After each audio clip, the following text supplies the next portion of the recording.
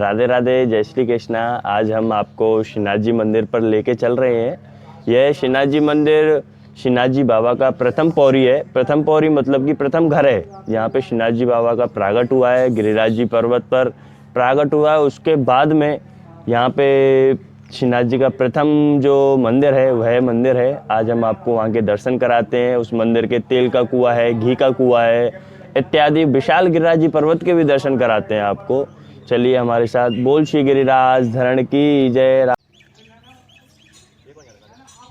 राधे राधे। हम आपको लेके आ चुके हैं श्रीनाथ जी मंदिर पर, पौरी पर। यहाँ पे हम दंडवत करते हैं और मंदिर के द्वार के आपको दर्शन कराते हैं और चलते हैं फिर आगे की ओर, देखते हैं। बोल श्री गिरिराज धरण की।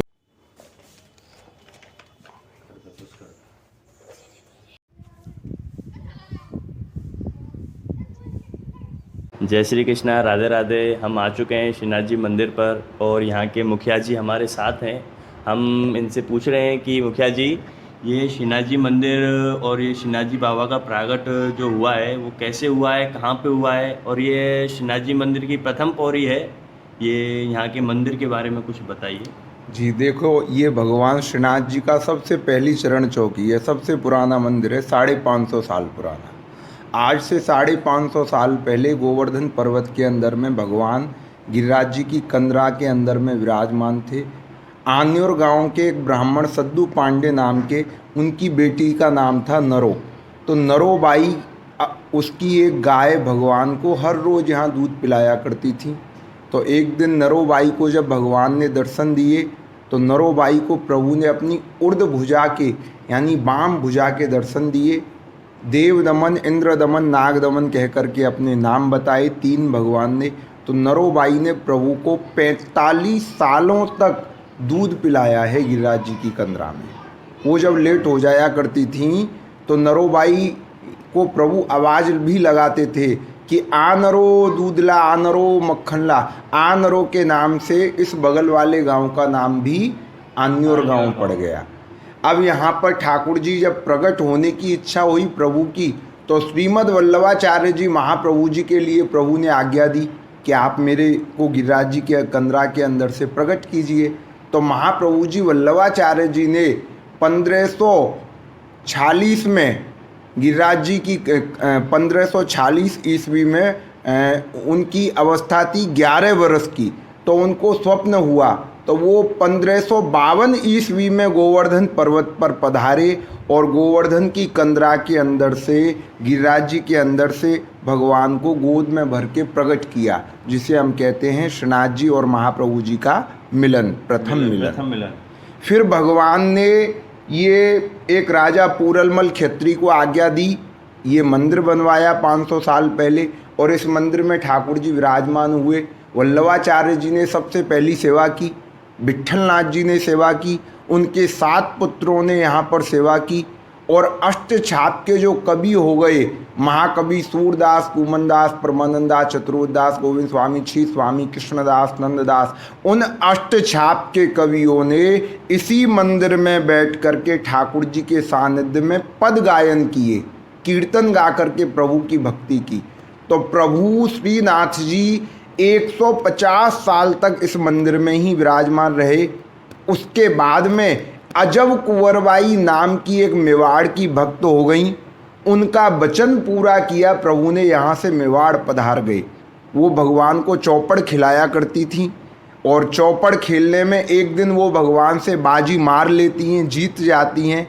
तो भगवान कहते हैं, आज अजब कुंवरबाई, जो तुम मांगोगी वो मैं तुम्हारा मनोरथ पूरा करूंगा। तो उसने क्या मांगा कि प्रभु आप देना चाहते हो तो मेरे देश मेवाड़ में पधारें, आपकी जो सेवा इस गोवर्धन पर्वत पे हो रही है वो सेवा मैं अपने देश मेवाड़ में करना चाहती हूँ। भगवान बोले, तूने तो मेरा सर्वस्व मांग लिया, मेरा व्रत छुड़वा दिया, और मैं अपने गोवर्धन गिरिराज जी पर्वत को एक पल के लिए छोड़ के नहीं जाता हूँ, लेकिन तेरा वचन पूरा करने के लिए अब मेरे को चलना पड़ेगा। पर एक वचन मैं भी तेरे से मांगता हूँ कि सारा दिन रहूँगा मैं विराजमान मेवाड़ में, लेकिन रात्रि के समय शयन करने के लिए आऊँगा मैं अपने गोवर्धन पर्वत के ऊपर। तो श्रीनाथ जी भगवान उस वचन को जब यहाँ से ऐसा वचन पूरा हो गया आपस में अजब कुंवरबाई का और भगवान श्रीनाथ जी का, तो जब जाने लगे तो ब्रज भक्तों ने प्रभु के चारों तरफ से ये रास्ते रोक लिए हैं।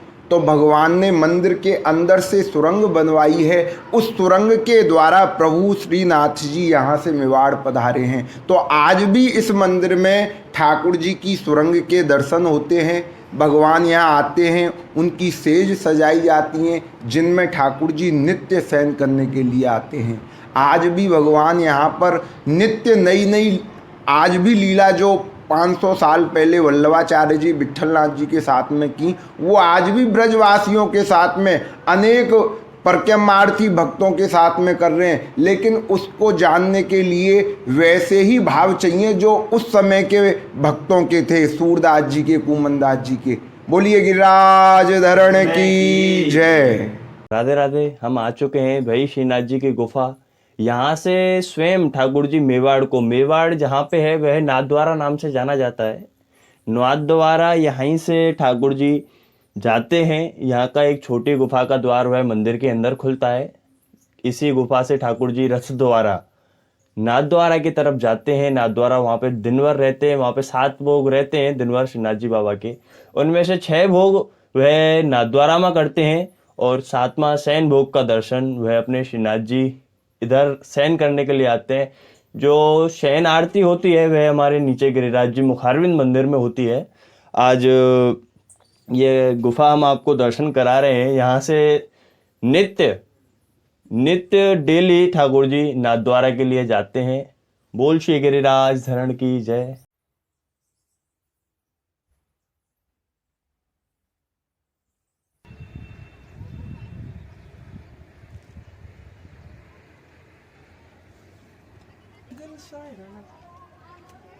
सायरन लगता है।